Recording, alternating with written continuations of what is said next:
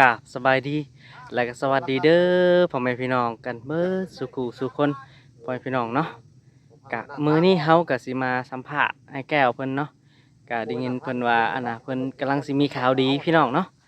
กะคืออีหยังข่าวดีกะไปเบิ่งกันเลยพี่น้องเนาะเอ้าสบายดีสบายดีเด้อเนาะเป็นจังได๋เอฟยูทูบเบอร์เพิ่นว่ากำลังสิมีข่าวดีโดยมาเบิ่งดินมาเบิ่งดินวะโดยโอ้โดยเป็นจังได้มักบ่ดินนี่มักอยู่ดินนี่ติดกับเพื่อนน้องอาเบยเนาะโดยโอ้งามได้ดินอยู่นี่พี่น้องเนาะโดยโอ้กำลังสิมีข่าวดีพี่น้องเนาะก็จังได้ก็ดีใจนำเด้อเนาะมักเนาะอยู่นี่เนาะมักมันไกลตัวเมืองแน่แม่นเพราะว่าสะดวกสบายเนาะโดยมีสัญญาณพี่น้องโดยเพิ่นว่าสิมีข่าวดีพี่น้องก็ติดกับเพื่อนน้องอาเบยนั่นแหละพี่น้องเนาะโดยเจ้าของเพิ่นอยู่ไสเจ้าของดินโดยเขาเมื่อแล้วอ๋อโดแกก็มาบอกว่าถนนทนีกว้างนะโอ้เนาะก็คักเนาะเฮาก็เบิ่งว่าคักเลยเพราะว่ามันติดกับบ้านน้องอาเบยเพื่อนน้องอาเบยพี่น้องเนาะก็ถือว่าคักแล้วเนาะบ่บัวก็ดีใจเนาะก็อยากให้มาอยู่แถวๆนี้แหละมันสะดวกสบายพี่น้องมันอยู่ตัวเมืองเนาะได้ปูได้เขียดกับไปหาเลาะขายแม่นหาอยู่หากินก็สะดวกสบายได้หาน้ำหมองน้ำไม้ก็มีเท่านี้เพราะว่าหากินเท่านั้นมีแม่นใส่มองก็โอ้สะดวกสบายหาอยู่หากินเท่านี้คันเฮาไปโอ้สะดวกสบายพี่น้องเฮาบ่ได้ไปก็บ่ได้กินเลยคือว่าแม่นคือว่าหาแล้วเฮาบ่ได้ไปก็บ่ได้กินพี่น้องก็ถือว่าโอ้คักแหละมาอยู่นี่ถือว่ามีสัญญาณสะดวกสบายในตัวเมืองเนาะก็เวลาแบบอ้ายๆหรือว่าเงินมียัง10-20,000เทื่อก็ขาดยังเฮาก็แม่นเนาะชื่อนะแม่เพราะว่าตลาดกันนี่เด้ก็โอ้สะดวกสบายพ่อแม่พี่น้องแม่ทางนั้นบ่เดินทางลำบากเนาะเพื่อสิเข้ามาก็โอ้อันนี้เฮาก็ให้สมมุติว่าบ่มีรถมีหลังเฮาก็ย่างไปนะแม่นโอ้คักก็จังได้ก็บ่บัวก็ดีใจน้ำอายเพิ่นเนาะสิได้มาอยู่แถวๆนี้โอ้เลยละบ่บัวก็ไปเยี่ยมไปยามหรือว่าไปหาอยู่หากินสะดวกสบายคักพี่น้องเนาะเอ้าจังไดก็เป็นกำลังใจให้อ้ายแก้วเพิ่นเด้อเนาะพี่น้องเนาะก็ดินก็งามพี่น้องเนาะโอ้ดินก็ติดนั่นนี่เลยเนาะเราเฮาไปเบิ่งบ่ไปพี่น้องเนาะสิพาไปเบิ่งพี่น้องเนาะดินงามพี่น้องนี่เบิ่งบรรยากาศเฮือนเอาเบยก็งามพี่น้องเดี๋ยวเจ้าของบ้านน่ะบ่อยู่เนาะโอ้โดยโอ้คักเนาะอยากให้อ้ายไปอยู่นี่เด้พี่น้องเนาะก็นี่คงกว้างไป15โอ้15อู้พอดีคักพี่น้องกลมยาว18เมตรตกโอ้คักพี่น้องบรรยากาศเห็นบ่มักบ่มักโอ้โดยแต่ว่าฮู้แล้วพอราคายังเนาะฮู้แล้วเนาะโอ้โหคอนั้นมันลื่นคอเบยน้อยนึง2 เมตรบ่2 เมตรบ่มันลื่นทางนั้นแม่นบ่อันนี้ความยาวอันนี้กว้างโอ้15 เมตรโอ้โดยโอ้คักได้พี่น้องยาวอันนั้น18 เมตรอ๋อมันลื่นพอเบยนิดนึงลื่นพอเบยนิดนึงเนาะ2 เมตรโอ้คักได้อยู่นี่แต่ว่าราคามันก็ลื่นกว่านี้อีกโอ้ราคาลื่นน้อยนึงเนาะ14โอ้โหลื่นน้อยนึงได้เนาะอันนั้นได้13ประมาณนั้นแหละพี่น้องเนาะคักได้พี่น้องพอมีดินแดงอยู่นี่เลยเนาะเพราะว่าทางแดงเลยเข้ามาสะดวกสบายพี่น้องเนาะหาอยู่หากินก็สบายเวลาเฮาแม่นเพราะว่าน้ำไม้นี่ไปทางนี้ก็ถือว่ามีแล้วนะเบาบัวกับไปหาแถวนี้แหละเวลาไปหาน้ำหาเทนี่แล้วแม่นเห็ดเพาะเห็ดยังก็มีเบิดโอ้พี่น้องคักได้พี่น้องโอ้จังได้ก็อยากให้ได้อยู่นี่แหละเนาะพี่น้องเนาะเบาบัวก็เป็นกำลังใจให้เนาะเพราะว่ามีต้นคูนต้นยังก็โอ้คมสะดวกสบายพี่น้องโอ้โหคักได้นี่ก็ดีใจแล้วเนาะคิดว่าใหญ่ละแต่ใหญ่อยากอยู่นี่ละใจอยากอยู่นี่เนาะสะดวกสบายเพราะว่าเราไก่ของหม้อนะแม่นเดี๋ยวเก็บไข่ยามกลางคืนเนาะเฮาก็ไปเองนะโดยบ่ต้องไปหายืมรถเขาเนาะมันสะดวกสบายห้องหม้อก็ใกล้ๆในรถป้าดพี่น้องเนาะ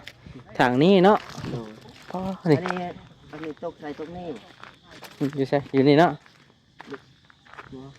แม่ นี่แหละนี่มันตัวนี้ นั่น โอ้พี่น้องนี่ ซื้อนี่ โอ้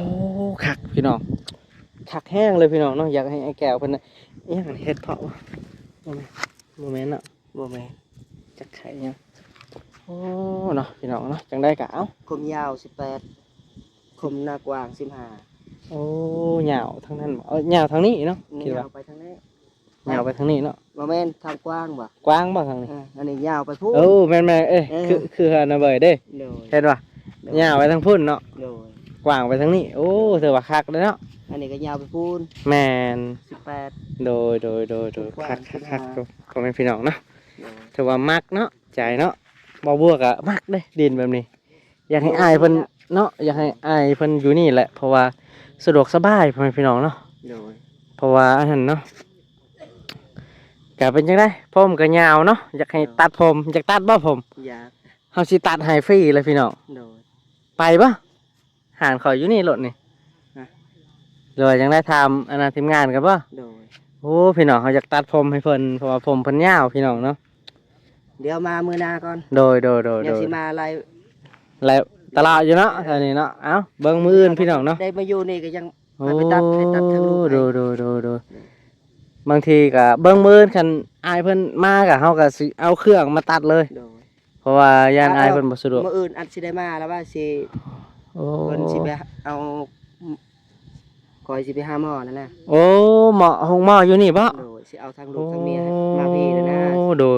พอดีแหละคัน โดย เพิ่นมานี่ก็อยากอันน่ะสิโทรถามทีมงานก่อนพี่น้องเนาะ ให้สิได้เข้ามาแล้วมื้ออื่นแต่ โดย บอกเขาสิให้ไปมื้อนี้นั่นแหละ โดย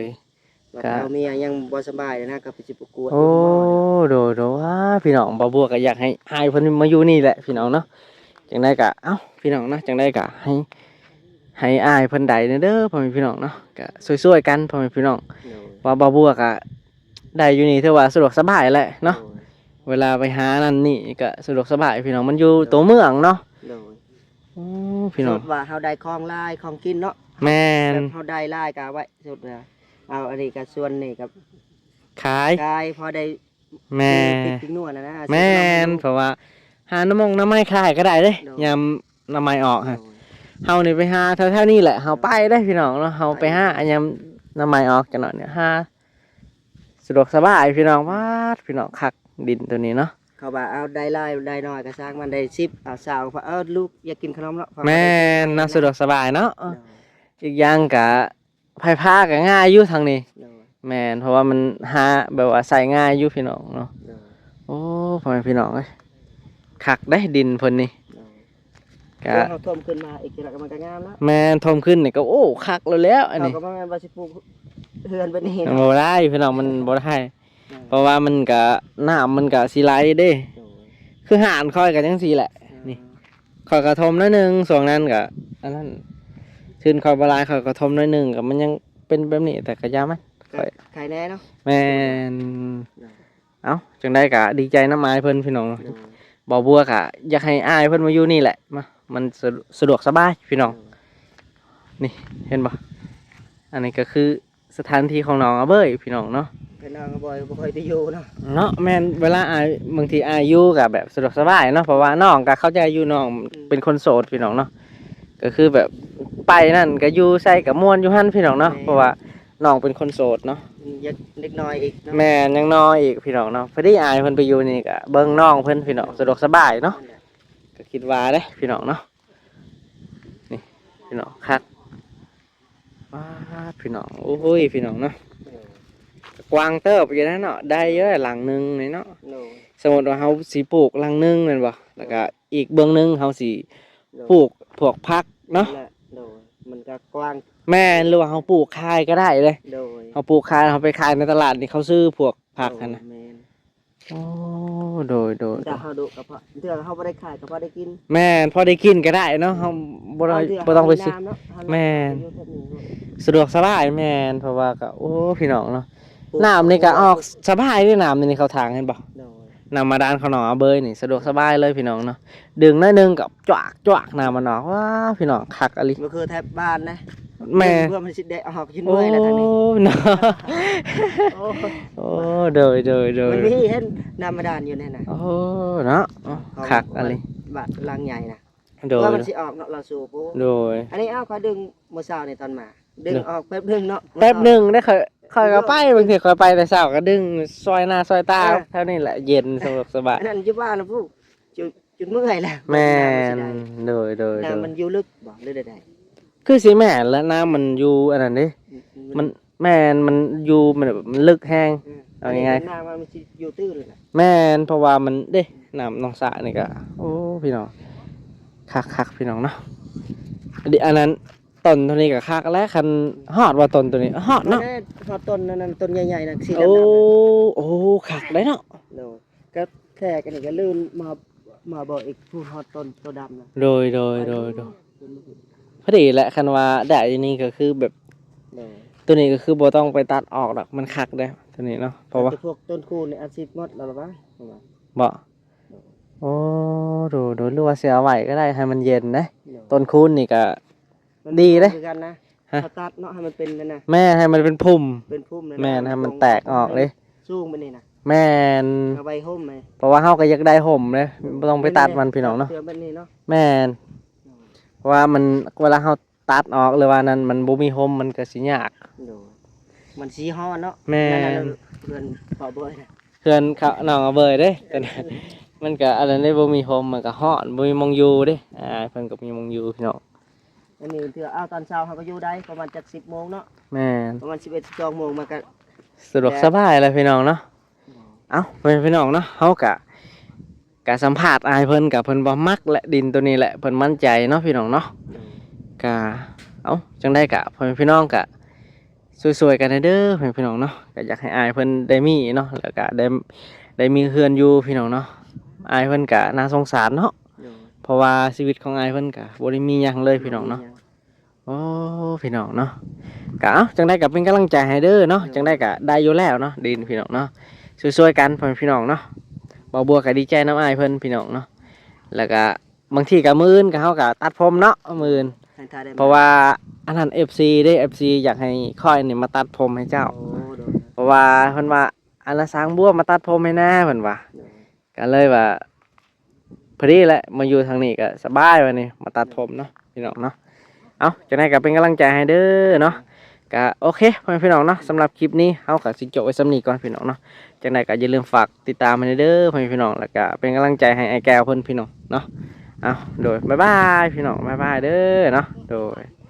ไป